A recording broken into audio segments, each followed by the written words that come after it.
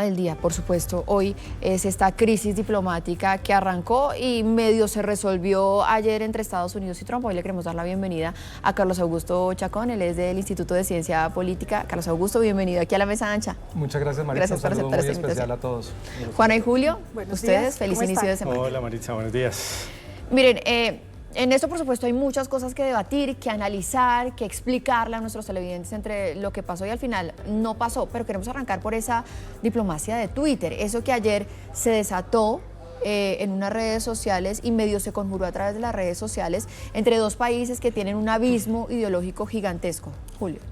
Bueno, digamos, sí se detonó a través de unos mensajes de Twitter, pero tampoco hay que minimizar y a decir que esto obedece únicamente a unos impulsos nocturnos o en la madrugada del presidente. Hay unos antecedentes claros de lo que ha venido pasando, un enfrentamiento ideológico, ¿no? Aquí están pasando a segundo plano, digamos, intereses de orden económico, social, para líderes buscando, digamos, posicionarse a nivel regional, en el caso de Gustavo Petro, como el líder latinoamericano anti-Trump.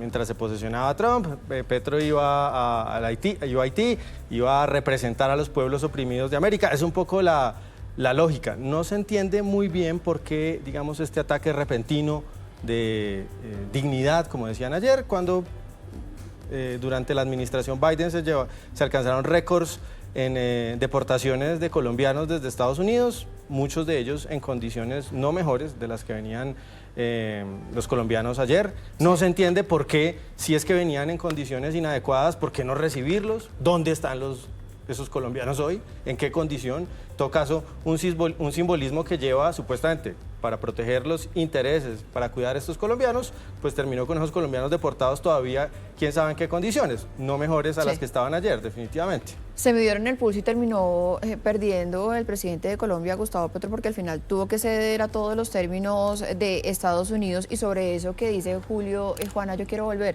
porque es que todos estamos preocupados por las medidas, por las diferencias entre Trump y Petro, pero ¿y dónde están los colombianos? ¿Y dónde están esos deportados que iban a entrar a su propio país y que fueron devueltos? Claro, pocas personas, y en el debate lastimosamente no se está hablando de las condiciones y de lo que está pasando con los migrantes que en este momento van a ser deportados, y estamos a la espera del recibimiento, además de estos, que dentro de los acuerdos que se llegaron ahora en las últimas horas de la noche en las que se medió esta crisis, resulta que vuelven normalmente este grupo en un avión de la Presidencia de la República Colombiana. Esta ha sido una pregunta importante porque han sido idas y regresos, ¿no? O sea, una gente que ya está en una situación, en unas condiciones complicadas de destreza emocional, seguramente psicológica, de haber sido, y las quejas residen desde el 2023 por parte de la Defensoría del Pueblo, que los migrantes colombianos devueltos, deportados, vienen en condiciones extremadamente inhumanas y que van en contra de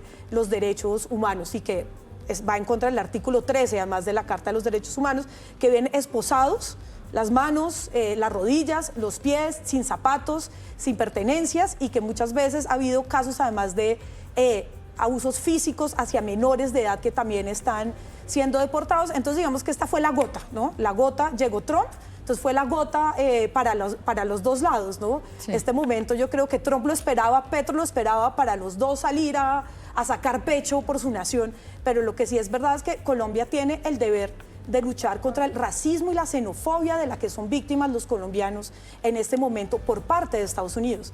Un migrante no es un criminal, y si uno revisa las estadísticas, sí, no es que todos los colombianos somos narcotraficantes, no todas las colombianas somos prepagos. Los colombianos que van y migran a Estados Unidos son la gran mayoría trabajadores, y la gran mayoría son además legales y están en condiciones legales, que también han entrado en discusión por las visas de trabajo que quiere cambiar. Y así hayan entrado en condiciones irregulares, no son delincuentes. Exactamente, y las estadísticas lo demuestran profundamente. Entonces hay que también luchar contra esa estigmatización del pueblo colombiano, y también trabajar en nuestra autoestima de la colombianidad. Nosotros no somos menos por ser un país del sur global. Juana toca un punto muy importante. ¿Será que esto fue la copa que rebosó la copa? ¿Será que hasta ayer el presidente Gustavo Petro se enteró de que los colombianos llegaban así? ¿O fue una excusa para desatar toda esta crisis diplomática? Y en esto también quiero preguntarle, Carlos Augusto, porque muchos dicen fue una torpeza, quizá del presidente Gustavo Petro, devolver esos aviones, pero ¿fue proporcional la respuesta de Estados Unidos?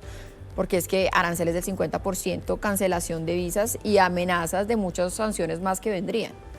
Lo que es desproporcional es que el presidente devuelva 2 aviones, los cuales ya había autorizado despegar.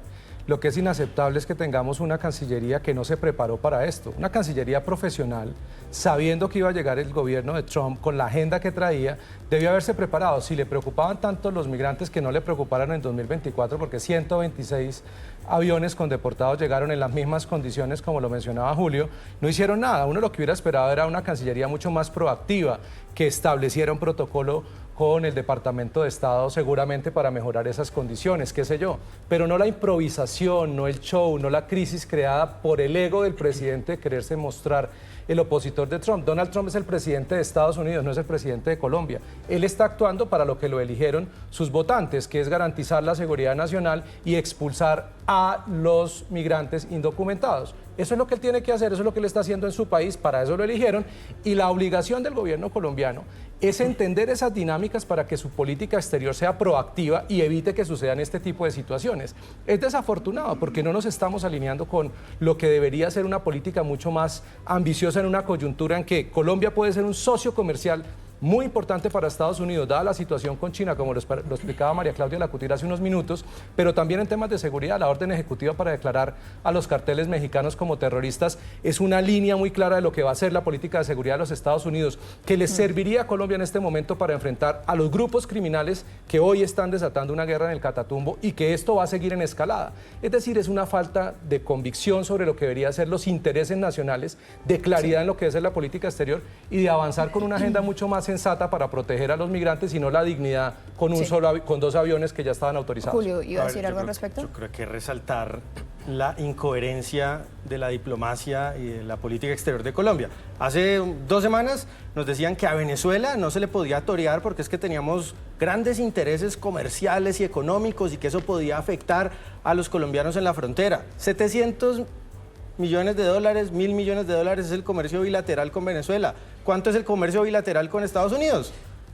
Cerca de 50.000 millones de dólares. 50 veces en importancia económica la relación comercial de Estados Unidos versus la de Venezuela, lo cual nos indica que esas excusas para no condenar la dictadura de Maduro, pues eran eso, eran una tapadera, una excusa para no mostrar los lazos estratégicos políticos que hay con la dictadura venezolana y los antagonismos ideológicos, porque al final eso se trata de antagonismos políticos, ideológicos y de ambiciones políticas del presidente para posicionarse como un líder regional, que explican y no las supuestas causas objetivas que ya existían y que se detonan ahora. Mari, pero volviendo al tema, que creo que es fundamental, sobre lo desproporcional.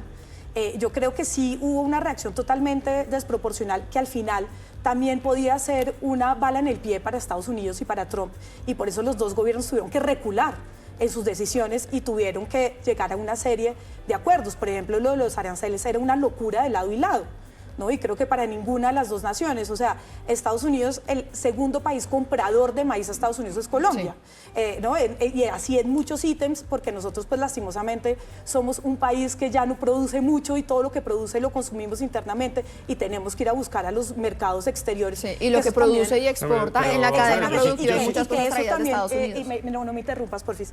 Y que eso también viene a hacernos unas preguntas sobre nuestra soberanía en términos económicos, ¿no? Y a la diversificación hacia la que tenemos que ir, porque eso también nos iba a traer unas implicaciones pues terribles y nefastas en caso de que se hubiera cumplido la amenaza del gobierno. Hay que poner en contexto la distancia sideral entre la economía colombiana y la de Estados Unidos. De ninguna manera nos podemos comparar ni en términos de capacidad productiva ni de la importancia relativa que tiene Estados Unidos.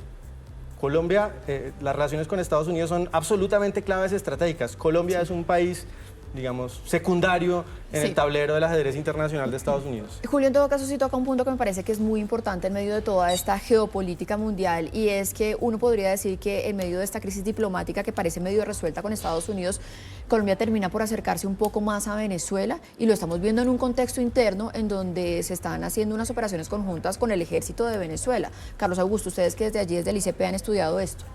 Pues mire, es lamentable que el gobierno colombiano haya permitido, porque la paz total llevó a esto se advirtió, esto no es nuevo, no coge por sorpresa a nadie, la paz total estaba mal diseñada, por lo tanto fracasó, permitiendo que los grupos criminales se fortalecieran. Y aquí hay un elemento fundamental. ¿Por qué permitir específicamente que se fortaleciera el ELN en la región de Arauca, en el Catatumbo?